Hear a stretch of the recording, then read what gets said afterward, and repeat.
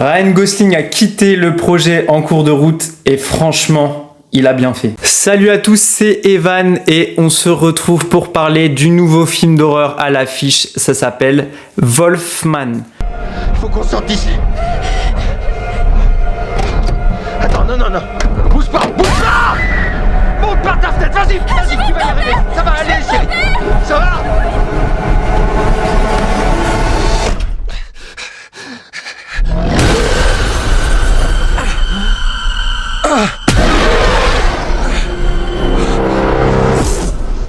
Alors, Wolfman, c'est réalisé par Lev Whannell, qui avait réalisé, et c'est pour ça que j'attendais Wolfman, il avait réalisé Invisible Man, film que j'avais vraiment kiffé à l'époque, une adaptation d'un bouquin, il me semble, si je ne dis pas de bêtises, et à l'époque ça avait été très réussi. Je me souviens de ma séance où je me suis dit ok, je crois que les 30 premières minutes du film étaient vraiment une masterclass totale. Alors du coup, de quoi ça parle ? Ça parle de la petite famille de Blake. Blake, il est en couple avec Charlotte, qui ont une fille ensemble. Le couple, il va pas très bien. Et c'est à ce moment-là, en fait, que Blake va recevoir une lettre du gouvernement en lui indiquant que son père est décédé et que voilà, il doit donner suite à cette information et donc récupérer les affaires de son père dans la maison. C'est comme ça que Blake décide avec sa petite famille d'aller dans la demeure familiale où est décédé son père, c'est-à-dire en Oregon. Encore les gars, en Oregon. Pourquoi vous choisissez toujours l'Oregon ? Région d'ailleurs où ils ne sont même pas allés, et c'est pour ça que je vous parle de ça, c'est que, et ça c'est plutôt drôle, ils sont allés tourner en Nouvelle-Zélande. Et le réalisateur a dit « J'adore la Nouvelle-Zélande parce qu'il y a des décors qui se rapprochent de l'Oregon. » Pourquoi faire 10 000 bornes alors que tu peux filmer pas loin de chez toi ? Donc Blake et sa petite famille, ils vont arriver tranquillement en Oregon, quand tout à coup, ils vont avoir un accident en fait avec le camion de déménagement, et là, ils vont apercevoir une bête, un animal, un homme, on ne sait pas trop, qui va en fait les poursuivre jusqu'à la maison.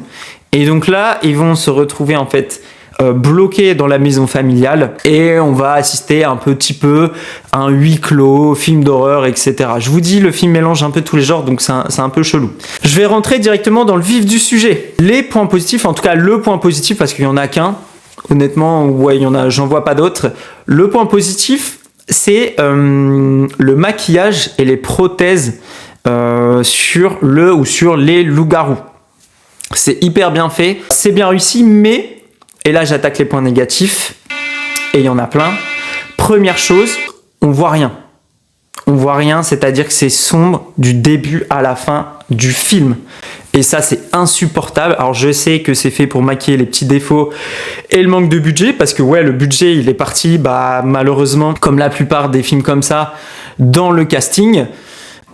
Casting qui est d'ailleurs un des autres points négatifs, puisque l'actrice qui interprète le rôle de Charlotte, donc Julia Garner, elle est catastrophique, les gars, j'ai pas d'autres mots.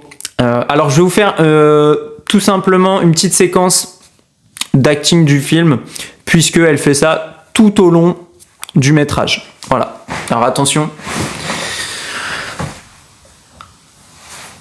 Oh, qu'est-ce qui se passe ? Tu te transformes en loup-garou ? On est à peu près là-dedans. Franchement, les gars, quand j'ai vu ça, j'avais envie de chialer. Je vous jure. Donc, en point négatif, on a le visuel, on a le casting, et on a, et ça c'est quand même dommage pour un film, le scénario.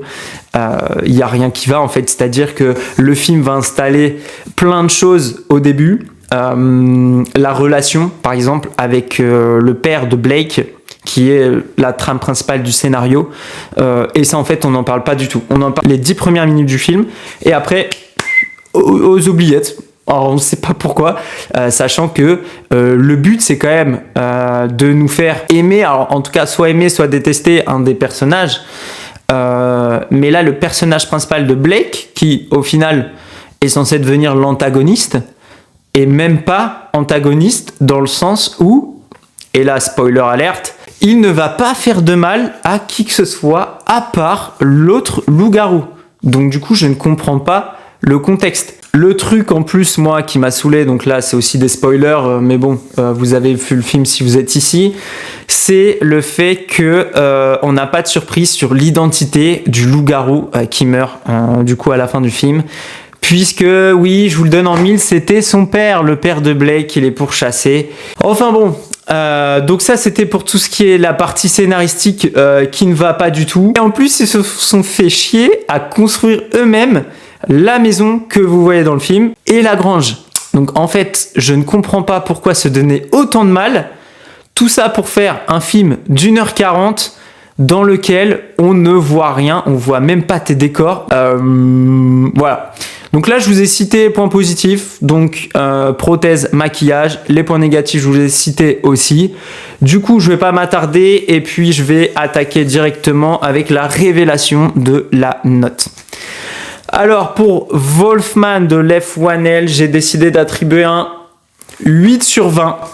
Voilà les gars, 8 sur 20 pour moi, c'est même acabit que les intrus, c'est-à-dire un bon gros navet. Voilà les gars, c'était tout pour ma critique de Wolfman. J'espère que t'as kiffé. Oublie pas de t'abonner à notre chaîne YouTube et à notre Instagram aussi qui s'appelle les-8 Evan-8.